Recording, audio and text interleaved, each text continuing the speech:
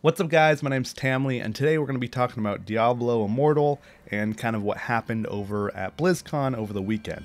A little bit different from me and some other YouTubers that have already covered this issue is I was at Blizzcon. I actually got to play Diablo Immortal. So if you're completely unaware about this situation, basically there was a convention over last weekend called Blizzcon. This is a convention where Blizzard basically shows off all of their brand new updates or games for their franchises. For example, last year they announced Battle for Azeroth for World of Warcraft. This year they announced a new Hearthstone expansion, and they usually show off new Overwatch characters. It's actually a really fun event and probably one of the best conventions I've ever been to. This was my 5th BlizzCon, and I plan on going to all of them in the future. I'll actually have a vlog uploaded pretty soon of kind of my whole experience at BlizzCon, but that's not today's video. Today we want to talk about Diablo 3 and Diablo Immortal and kind of what happened. Why are people mad, and how was the game actually? So a couple of weeks before the convention, Blizzard went ahead and showed off the schedule. Now the schedule is pretty important. It kind of shows off all the panels that you can see at the convention over the course of the weekend. One of the big ones was there's What Next panel. So this is basically to show off what the year has in store for their different games and franchises. Diablo actually got one of these What's Next panels, and it hasn't had one in a while. So a lot of people were expecting that there'd be a large Diablo announcement. A lot of people thought it would be Diablo 4 until Blizzard did come out and say, hey guys, nothing huge is going to be announced at BlizzCon. Now, a lot of people, including myself, were disappointed about this news, but we were thinking possibly we might still get a class or a character added to the game, maybe a druid or a bard, something that could just tie us over till we actually get an official Diablo 4 announcement. BlizzCon rolls around, obviously it didn't happen that way. We love the way Diablo has brought millions of players around the world together to slay demons. Our modern world is an increasingly connected one. Our mobile devices keep us closer than ever to our friends, family, and loved ones. So we knew we want to use mobile devices as the platform for a new Diablo game, because nothing brings a family together like slaying demons. It was disappointing, I'm not gonna lie, I can't lie to you guys. I was not happy after that announcement because I was expecting something different. And I think that's actually where most people are really mad, is that we are expecting something else. Not necessarily Diablo 4, but just something else, not a mobile game. So after watching that opening ceremony, I was very annoyed, but I was like, okay, I'm gonna give it a chance. I'm gonna go try and play it. So waiting in line, they were kind of doing the QA. Those two really cringy moments happened, which I'm very sad. I wish I stood in line to ask a question because I have 100. But I did get to talk to some of the developers who are around that station and kind of get their feedback. So one thing that I heard a lot was a lot of them don't know much about this game, and they work on the Diablo team. It's kind of a weird thing to me. I was like, okay, so you don't actually have the answers to my questions, but you work on this team. That's a little weird. And I've kind of came to the conclusion that Blizzard doesn't actually have a huge hand in making of this game. It sounds more like Blizzard did 30% of the game, and this company from China actually has done pretty much the rest of it. After about 5 minutes of waiting in the line, I did finally have my chance to play Immortal. So I stood there, selected my character out of only the 6 selections that we had, which I thought was kind of weird that the Witch Doctor was just deleted from the game. That made me sad. It was my favorite class in Diablo 3, so definitely bummed about that. But I decided to pick the Monk.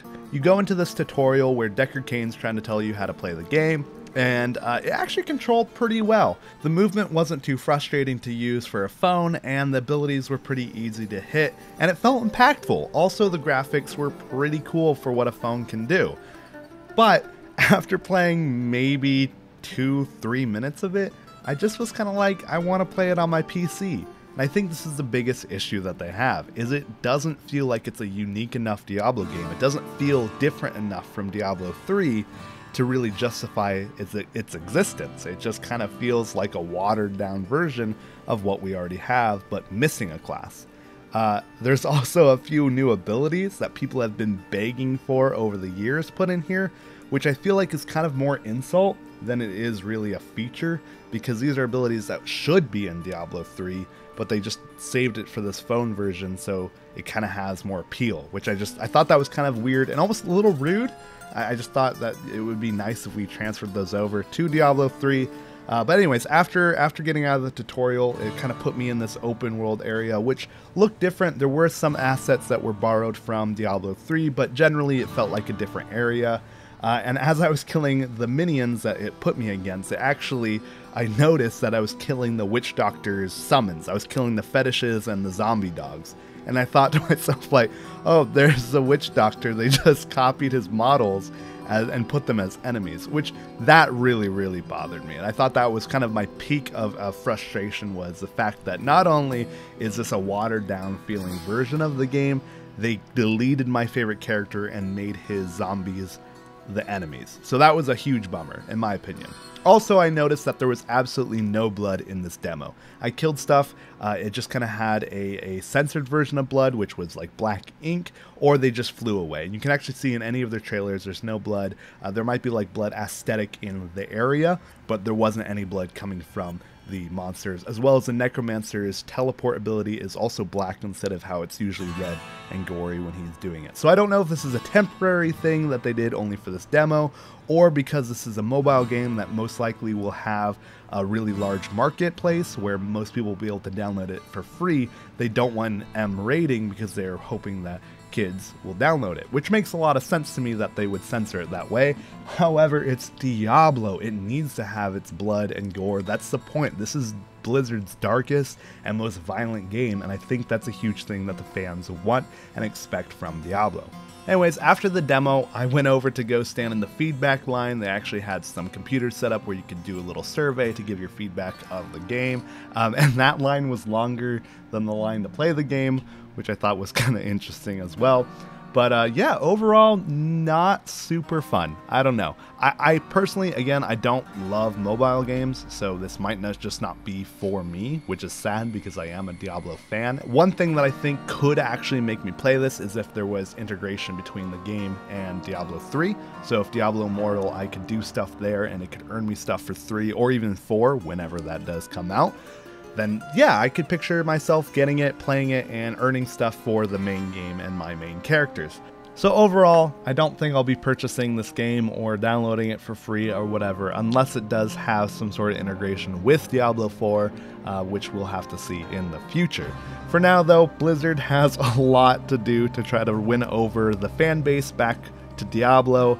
I definitely think that this was a huge speed bump for them, but I think they'll be fine in the outcome. I think it would have been way better if they communicated that this is not the only Diablo franchise they're working on.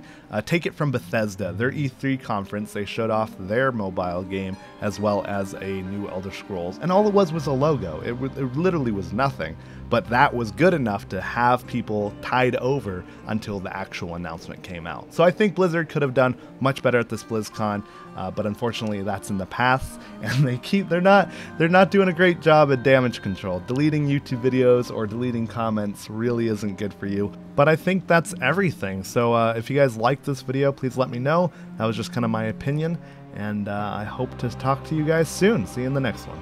Bye!